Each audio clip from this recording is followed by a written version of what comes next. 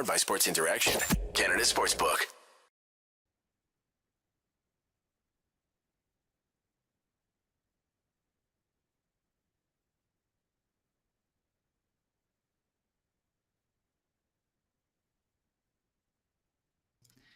Hello, everybody. Welcome back to Game Over Winnipeg. After a frustrating loss, the Jets lose, unfortunately, to the Toronto Maple Leafs, 4-1, in kind of a crazy game. I would say another tale of two games for the Winnipeg Jets here tonight. First of all, in case you were wondering, we were supposed to have Steve Dangle on the show with us here today. Unfortunately, he is violently ill today. So we're really hoping for a quick recovery by him, but unfortunately, you're stuck with just us two. And in more tragic news, no LFR either, because Steve is sick. So is he not doing also. an LF? No, he's not at all. Wow, I knew. I don't think so. I knew it was up in the air, but I guess we'll see what happens. But from what I had spoken with him, things were not going well, and I'm sure he'll talk about it later on. Anyways, thank you all for tuning in. We're going to break down this game, especially from the Winnipeg Jets side of things. I'm sure there's plenty of Toronto guys in chat, enjoying the frustration and the sadness in my voice. You guys won. It was a good game. Your goalie played great. The Jets got kind of hellebucked, which honestly kind of serves us right after us getting away with plenty of times. Before we delve into the game, quick little question. You think you know which way it's gonna go? Make your bet with Sports Interaction, whether it's hockey, football, or basketball. Sports Interaction has you covered. Bet pregame, live, and play are on one of our many prop bets. Sports Interaction makes it easy to deposit, play, and cash out. Join now and see all the sports betting has to offer. Want to bet? Head to sportsinteraction.com/SDPN. That's sportsinteraction.com/SDPN. 19 plus. Please play responsibly. There we go. If in case I forgot to mention it, you're here with me. My name's Brady, and my fantastic co-host Lyss. We're the Game Over crew, and we're gonna break down this fun game. It's Lyss, just always so much more annoying when it's the Leafs. It is. It really. I'm sure the Leafs have a lot of rivalries, but beating the Jets, I'm sure there is not a lot that is much better to them, especially considering, the Jets love to play up to Toronto, and we've got a lot of Toronto guys on the team. What's the deal with the Jets when they play in hometowns and they just can't do well? Like, there's the game against Detroit where all the Michigan guys played like crap.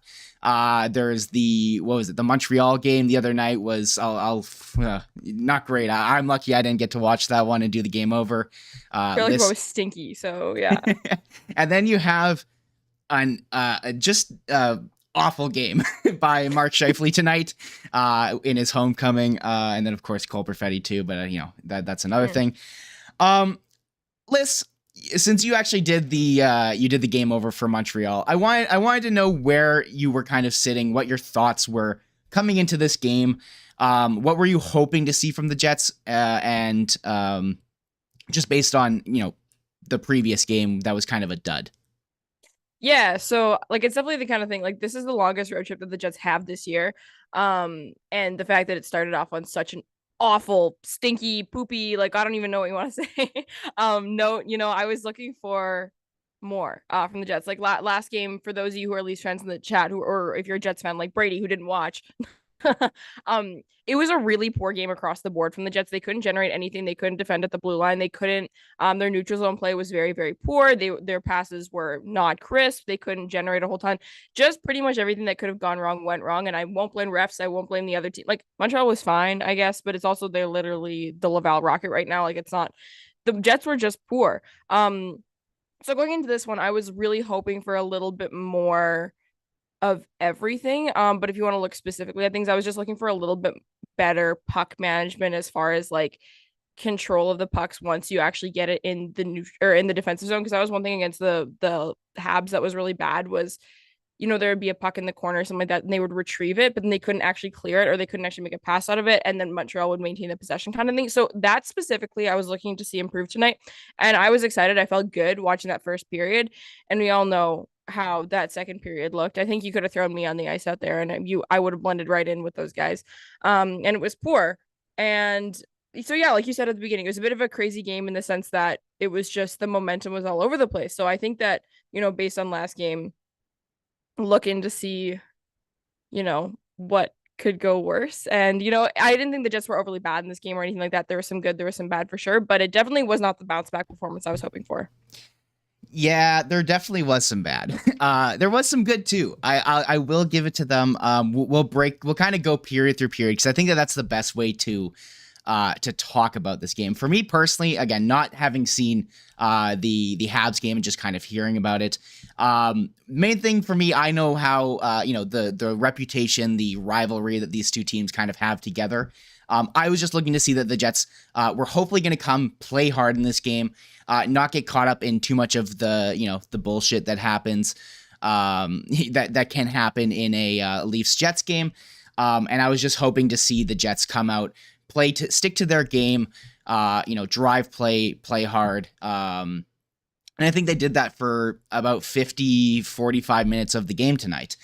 I think we do have to start with the first period, obviously. Oh, you're giving me a little look. Do you disagree? What? You said you're good for 50 minutes of that game? Like, honestly, I thought the Jets... That's generous, but whatever. I thought the Jets played, like, at least 45... actually, you know what? No, 40 minutes. You're right. 40 minutes is a lot closer to kind of what we should look at. But going back, starting off, I was fired up for this game, and the first period had me, like not shaking, but like just absolutely like giddy. It was such an exciting period. Obviously, the Jets ended up outshooting the Leafs, 16-6. So something like that, yeah. It was a fantastic start by the team. This is exactly what you want to see from the Jets when, especially in the past a little bit. Nate Schmidt, I remember having a quote a couple games ago saying that they're really focusing on how they come out and start the game. And the Jets started off the game really, really hard. Like, they had a great first period. And then what happened? I'll let you take it from here, Liz. Do you want to get it? Because Brady and I texted each other. We texted the exact same thing. We knew we were going to talk about. Do you want me to talk about it now already? Should we hop in? Yeah, you know what? I think we should. I think we got to hop into the topic, the key button story for this game. And I think it relates to a lot of the struggles the Jets have had in the past. Liz, one word. What is the Jets' problem in this game? Momentum. It was momentum. Holy cow. Because like you said, second period, we're like, that was so bad. And the thing is that this is one thing that I think has been one of the biggest shifts from the Winnipeg Jets this year. We could talk about the coaching change, Josh Morrissey coming back, whatever. To me, across the board, this team doesn't beat themselves up as much as they used to. They used to defeat themselves every single game that they were losing. If the Jets were down 2-0, or like by 2 goals, you knew they weren't coming back because they were just like, it was just so unmotivating to watch them and stuff like that. And that has been a huge, breath of fresh air this year. I found that is, this Jets team keeps pushing. And so that's why I'm a little bit concerned and frustrated about this game, is because they played that strong first period where they were actually creating a ton. Samsonov, I don't remember how to pronounce his name, was very good in this game. And the Toronto Maple Leafs are a good team, but the Jets were, punching them down in the first period. Toronto Maple Leafs aren't bad or anything. They weren't horrendous in that first, but like the Jets looked really good across the board. Second period starts, they give up a goal early on, and it was game over after that. It was just like they were down. And it's the kind of thing where it's like, it's not like that was the only time the momentum shifted, right? When Kyle Connor scored that 5-on-3 goal, they were fantastic for like 8 minutes after that. And then it was just getting closer to the end of the game, and you're down. Mitch Marner scores that goal. And then they were awful. So the momentum in this game was absolutely bonkers to me, and it was what defeated the Jets big time. Yeah. I think the Jets need to transition away from their games being this like Canada's Wonderland crazy theme park roller coaster ride where, you're constantly going down, you're going crazy, and then you have these long moments of you have to go back up the hill. You got to get your momentum back. The Jets, by far, one of the things that has, I think has really stuck around from the the old regime, the Paul Maurice, Dave Lowry. I shouldn't mention Dave Lowry. I'm just gonna forget about him. The Paul Maurice era Jets were struggled with momentum. When they would get down, they would get down. And one of the big things is that I that's one of the like main points I see the Jets kind of reverting back to. Is their kind of Paul Maurice watch everything kind of crumble and then not really know how to pick up the pieces. So as soon as that goal goes in, Austin Matthews scores 8 seconds into the period. The Jets lost all momentum, right? Exactly as you said. What I found even worse, what I really like, what I noticed was that the Jets after that, they were still struggling. They were still trying to get shots on, but it seemed like they kind of lost their creativity. They were constantly, whenever they had the puck on their sticks in the offensive zone, it wasn't a look for the best option. It was get the puck on the net no matter what. Let's try and get the momentum back in our favor. And against a goalie who's playing well, which, by the way, I have no idea why the Washington Capitals let Ilya Samsonov go. He played fantastic tonight. Again, it's more than just one game, but he's been great all season for the Leafs. I just don't understand. I mean, I get it. The Jets are just trying to do whatever they can to get back on the board. But they just weren't, again, they were just behind the game. All they could do was just try to throw pucks on net, despite whether or not it was, like a good opportunity. The Jets heavily outshot the Leafs tonight, but I would if you look at Money Puck, if you look at the expected goals, they were almost dead even throughout the entire game. Like if you look at it, there's a couple points where the Jets, run away from the Leafs, but the Leafs caught right back up almost immediately. Like this was a very, despite the issues, despite the breakdowns, a pretty even game all in all. Like I thought the Jets ran for two of the 3 periods. They ran the Leafs show, and you can discount the third period a little bit just because one team is up 2 to 3 goals. So yeah, they're not really pushing for offense. But just looking at the start here, like they still got as many expected goals. They started at a pretty similar point in the third period, and it was pretty even throughout there. So again, this is 2 really good teams facing each other, and I thought that the Jets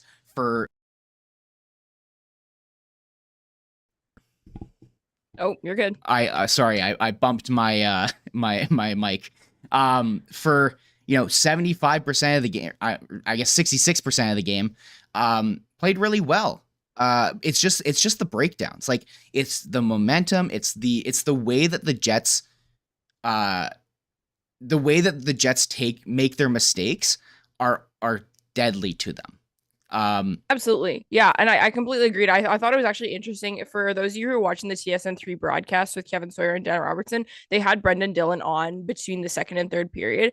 And he literally said that he's like isolated individual turnovers are what's burning us in this game. And I completely agree with him. And it was just the kind of thing that and I think, a couple people already mentioned Scheifele in the chat, and I want to bring him up in this particular context because Scheifele was not super great tonight. And I think the thing is his defensive deficiencies, it's a little bit of a tongue twister here, are put on blast when you play against teams that are as strong as the Toronto Maple Leafs. And that was one thing that I noticed tonight is all of the little things, like when the Jets were not super crisp or something with the things that they were doing, or they weren't super sharp with their, defensive responsibilities and stuff like that. Toronto was on them like white on rice, right? Like that's a fast team. They're jumping on those issues, and it really exposed Mark Scheifele in particular tonight, but a lot of the players in the Winnipeg Jets that have had their defensive woes this year.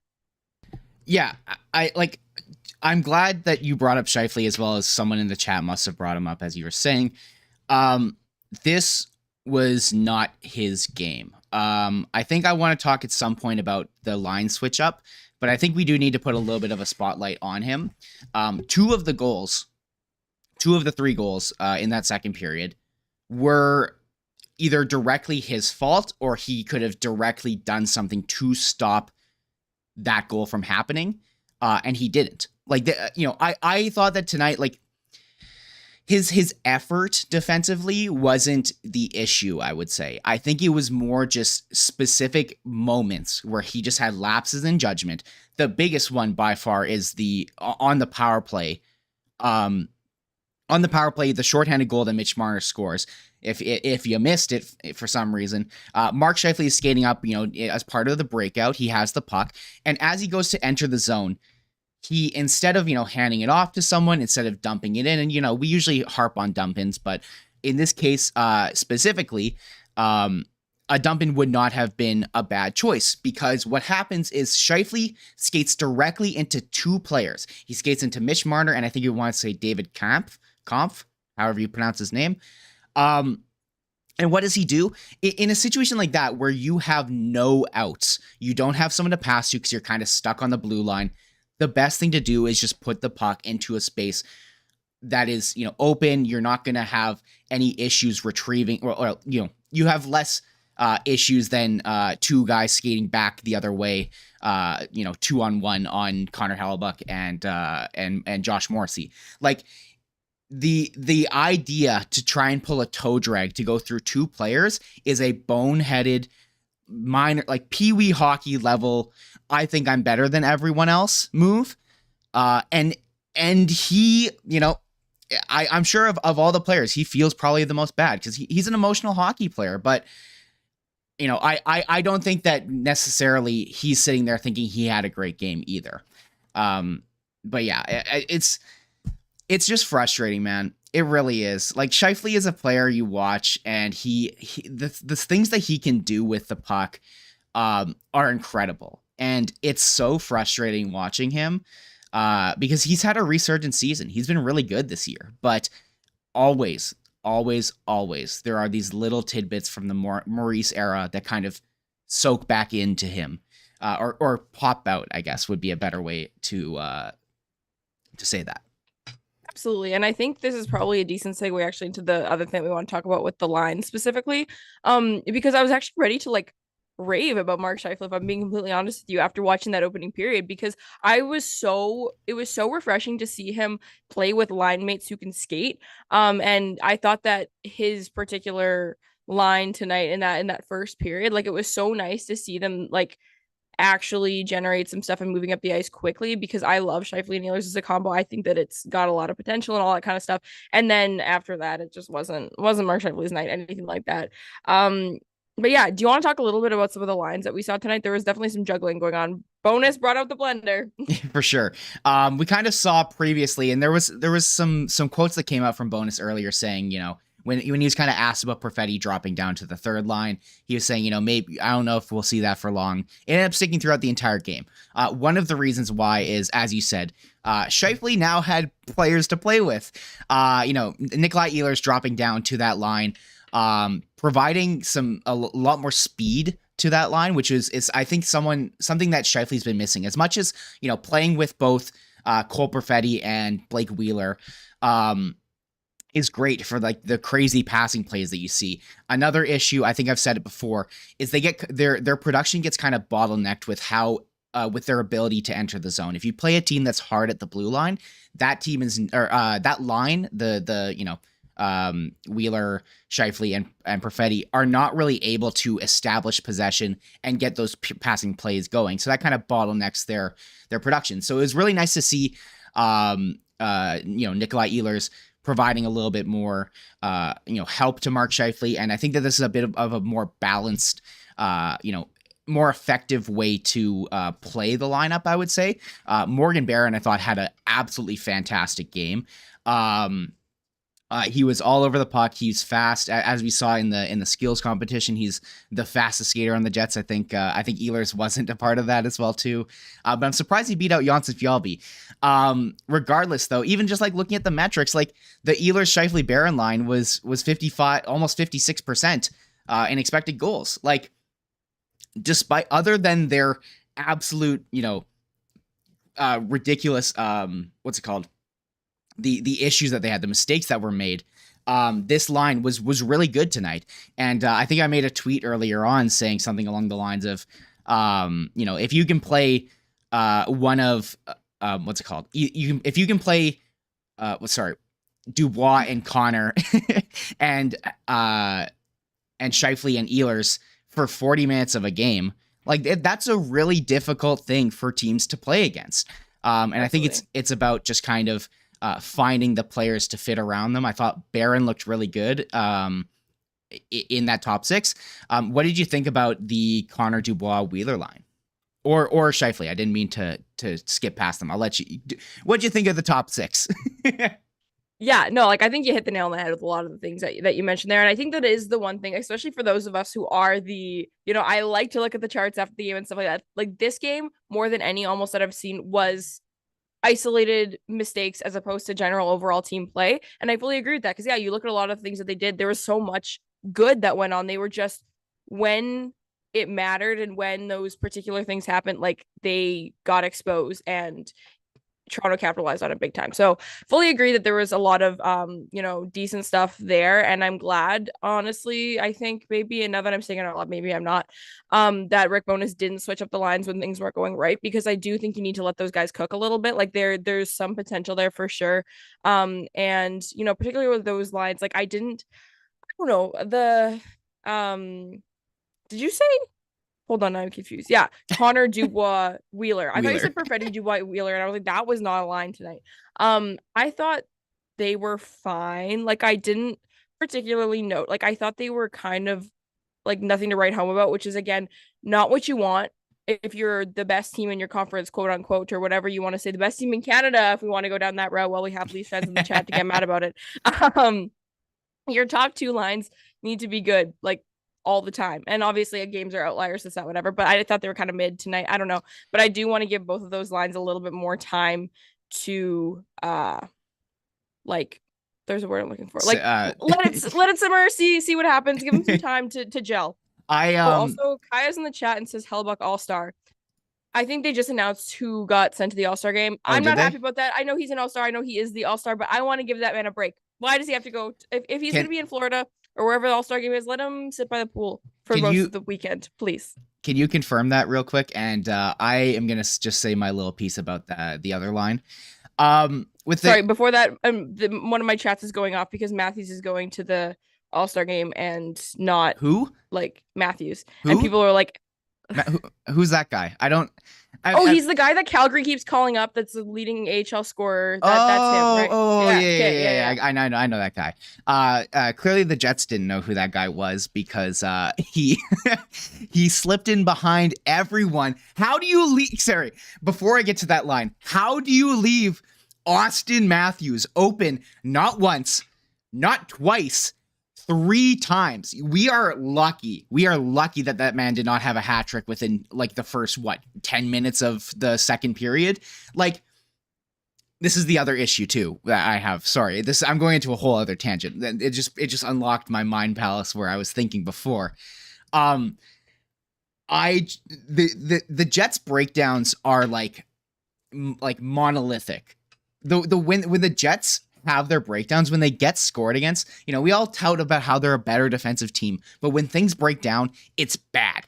Every single time that the Jets get scored on and it's like some sort of passing play, I want you, everyone in this audience, to look and tell me how many players are watching the puck before it gets passed. That's the one thing we should, as much as we are giving Scheifele shit, like Pierre-Luc Dubois does not cover Austin Matthews whatsoever on that goal. He just completely loses track of everything and is just sitting there puck watching. This was another thing that happened a couple games ago. I can't remember who it was against. It was against Buffalo. It was the bad game against Buffalo. Both goals that the Buffalo Sabres scored were ones where everyone was just watching the puck and no one was covering people. Sorry. That's my little moment to critique Dubois. Brutal. You could have more. Absolutely brutal. And then it happened again, like 2 minutes later. And luckily he didn't score. But hey, them's the breaks. That the game is what it is. What I was gonna say about that line though, the Connor Dubois Wheeler line, was that Wheeler looks a little out of place on that. In my opinion, if I was making the lines up, I would have probably switched where Cole Perfetti was, as well as, Blake Wheeler. The reasoning Rick Bowness said was he wanted to give Perfetti bigger bodies to play with to help him, with his offensive zone possession and help him defensively, even though despite that, he's one of the better defensive forwards in the top 6. And yeah. And also the guys he gave him were Lowry and Menelainen, which, by the way, Menelainen, I don't know why this guy's playing anymore. For the Jets, the only value he provides is on the PK. I have no idea why he's playing third line. But that's neither here nor there. Back to the line. I thought that Blake Wheeler was a little flat-footed. There's a lot of times where I think that Dubois and Connor have kind of gotten used to the way that they were playing with Ehlers, where they knew that they could have speed, they could cycle the puck, and it just seemed like Blake Wheeler was out of sync. Again, that could just be, it's your first game with these guys. You're still kind of developing that chemistry altogether. Although my main thing is I would rather see Perfetti there, and I think that Wheeler is a guy who in the bottom six still can be very effective. And I think that there's a respect between him and Rick Bowness. I think that Rick Bowness could go up to Blake Wheeler and be like, listen, you're going to be playing a little bit less minutes now, but this is still a very, very important role. We love our third line. We're going to still use you a ton. But your first goal is to shut things down defensively. And I think that Blake Wheeler, given those tasks, if Rick Bowness sits him down and goes, listen, we don't need you to score anymore. We just need you to be solid defensively, and the scoring will come. I think that Blake Wheeler could become a much more better defensive forward. I think that he can thrive if he's given a proper role, because he just doesn't fit the top six archetype of a player. If the Jets are ever going to go far in the playoffs, it's not going to be with Blake Wheeler in the top six anymore. It's just not. He's unfortunately lost his step. He's a little bit old. Again, I think he's had a pretty great year, especially with all the circumstances considering. I just think that he's a little bit out of place on that line. And I think a guy like Cole Perfetti, you can still get a lot more usefulness out of him in that top six. I think he can probably, I just would love to see his vision with scorers like Pierre-Luc Dubois, who can go to the net, as well as, obviously Kyle Connor, who I don't know why I said Pierre-Luc Dubois first. Kyle Connor is... That was a choice for sure, but yeah. is the sniper. But yeah, I don't know. That's my main bit on those two lines. I just think that Wheeler was a little out of place. I'm willing to give him a couple more games, and honestly, this is the time where you're testing things out. I just hope that eventually we come to the conclusion that either he very clearly, is not able to stay in that top six, or we come to the conclusion eventually that, he's been great and he can play in the top six and fantastic, and it's all sunshine and lollipops for the Winnipeg Jets in the top six. Wouldn't that be nice? Yeah, no, I think just kind of to that point. Sorry. On I think most Jets fans can generally agree as a consensus that the top six forwards in the Winnipeg Jets right now are Ehlers, Scheifele, Dubois, Connor, Wheeler, Perfetti. Those are the six guys. And a lot of us are shouting for another top six winger to come in and really help this Jets team up if they actually want to go for it. And so that means someone will get demoted to a third line role. And I think now's the time to start looking at who that's going to be. Perfetti's not my first choice, because I agree with you that I think you need that player in your top six with guys who can complete his vision passes. And, even if it's not a quote unquote pass, but like you said, with Pierre-Luc Dubois, I know you made a joke that you mentioned him first, but we need people on the ice with Pierre-Luc Dubois that can actually put the puck in front of the net in the right spots, because that guy will bang them home. We know that he's able to do that. That's all to say. We know that when it comes down to home games and line matching and all that kind of stuff, Adam Lowry is going to be going out against the best lines in hockey every single night for the rest of the season while they're trying to, secure their spot in the playoffs, and especially in the playoffs. And I don't think Perfetti's the guy to go there, because Adam Lowry's line is not going out there expecting to score a goal, and no one's expecting that of them. They're going out to just kind of, hold down the fort and just survive, so that the teams that actually, the lines that actually can score can come out and have more room to do so. So I don't know if Cole Perfetti in that line makes sense for that particular reason, but I think Blake Wheeler does for the same things that you just said. For sure. And yeah, were there any other things that you'd like to speak on, as we're getting a little bit lower on time, but we could go a little bit later if we want? Was there any, did you have any axes to grind is my yes. queuing yes. up for you. Ladies and gentlemen, Lyss is now going to spend 20 minutes talking about Neil Pionk. The floor is yours. Listen. Okay.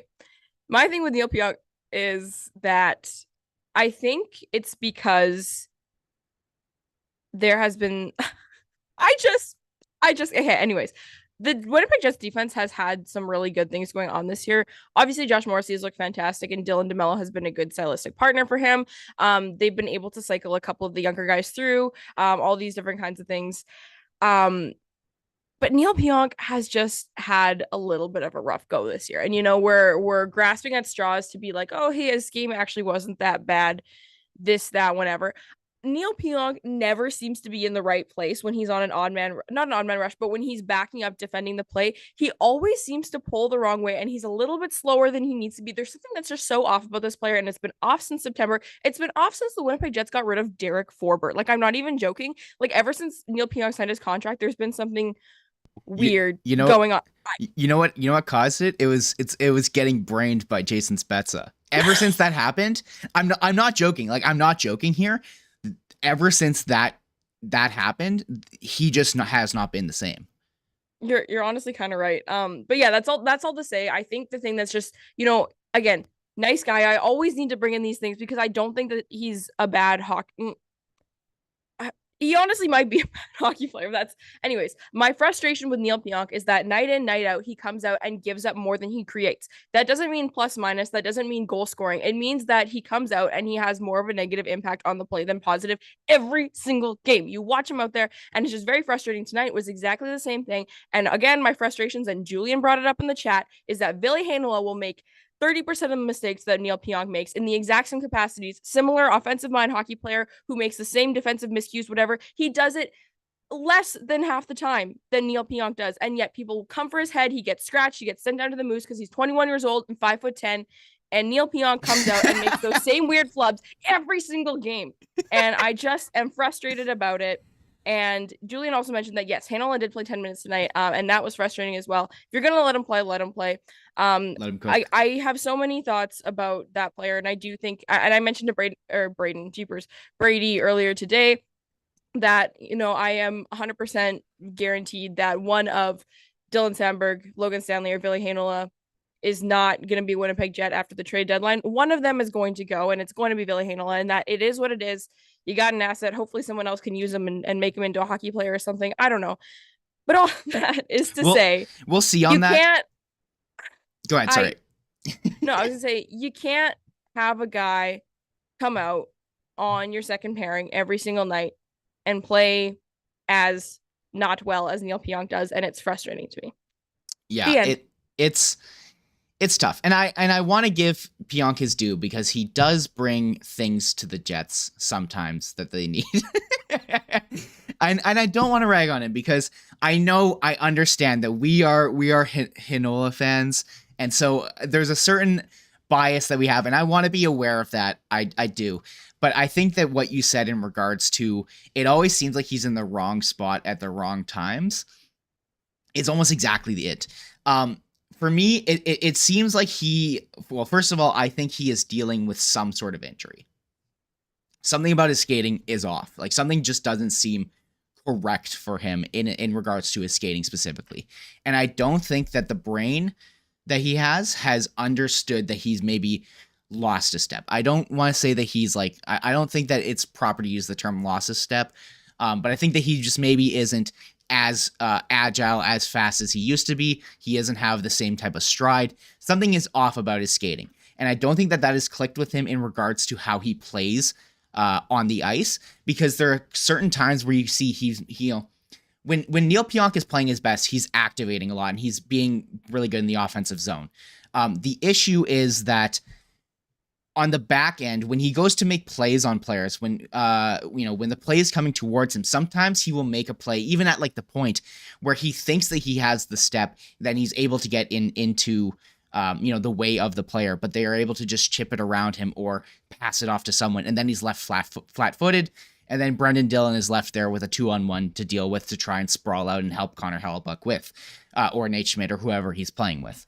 But also on top of that, I think the skating issue is also affecting his offense, because there are times where he will have the puck, The Jets have been really good at playing with the open ice near the blue line. A lot of teams like to try and give teams, that ice because it's better to obviously cover the front of the net. And the Jets have done well with creating offense from their D-men. But the issue is that sometimes I feel like Neil Pionk puts himself into spots where, maybe he's going to have to make some sort of move on a player to get out of it. And he just doesn't have the ability to anymore. Again, I think that this is not necessarily an issue with the player specifically. I think there's something that is nagging him injury-wise. And, there's a difference between hurt and being injured, as I think Blake Wheeler once said. But I think that he's playing hurt. Something is off. So this would be a guy who I would not be surprised to see, next year something clicks and he's, magically better. And maybe it could just be an off season of healing. But at the moment, he is not playing up to his contract, and he is actively caught part of the big breakdowns that we see on the defensive end.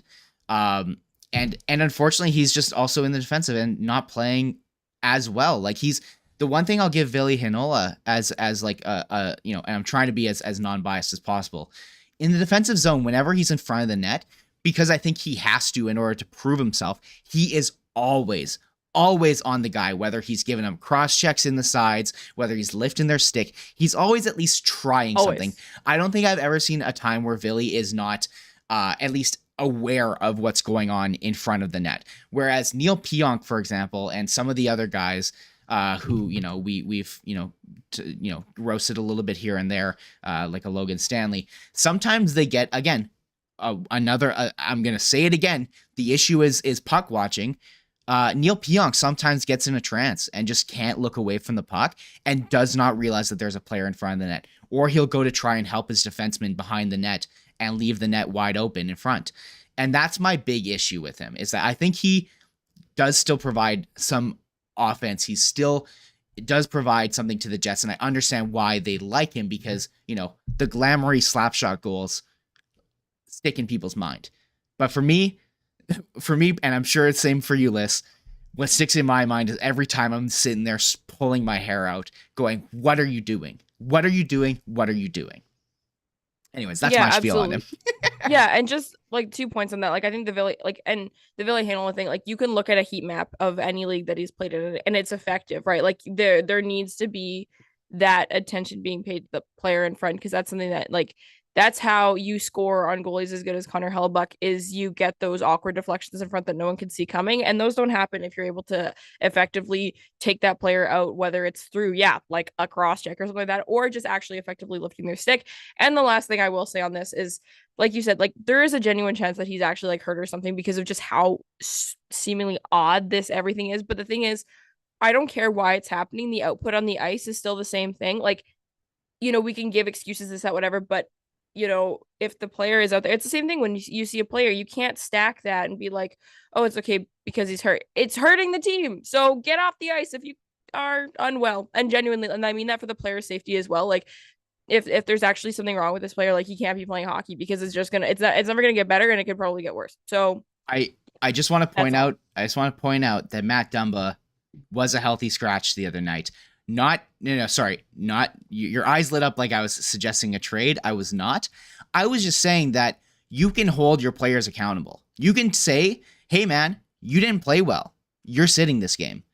Or if there is some sort of injury, some sort of, something that he's playing through, let him have a night off. It's a long season. Seriously. If the Jets are going to have success, they're going to need, whether it's they're going to need someone in their top four to be, they're going to need their top four to be good, which includes Neil Pionk. So at this point, I wonder what the conversations are internally. I wonder how Rick Bowness feels about this. I personally would love to see, some of the media kind of push a little bit more on, what they think about him. But also, I don't want to brand the media as having some sort of agenda, because that's not it. It's not that deep, everyone. The last thing I just want to add right before is about like a random thought on that is, I fully agree, and I do think that's actually going to be one thing that we will see a little bit of a shift in the NHL in the next couple of years, is that whole concept of load management and resting guys when they're healthy just for the sake of resting them, because it's you only see it right before the playoffs. But I genuinely think we're going to see a little bit of a transition towards that as the game continues to become of a higher quality and players need to be at their best at all times. I do think we're going to start seeing more of that, and I think it's a fantastic strategy because at the end of the day, like, obviously players can be game changers and stuff like that, but in an 82 game season, like, that's a lot of hockey to play over the course of 6 months or whatever it is. I do think it's something that needs to start happening for the sake of the players and for the sake of just like generally for the game. Absolutely. I completely agree. All right. It's time we shut it down here. Everyone, thank you all for joining us here. Please, if you're here, give us a like on the stream. It really helps us with the little algorithm on YouTube thing.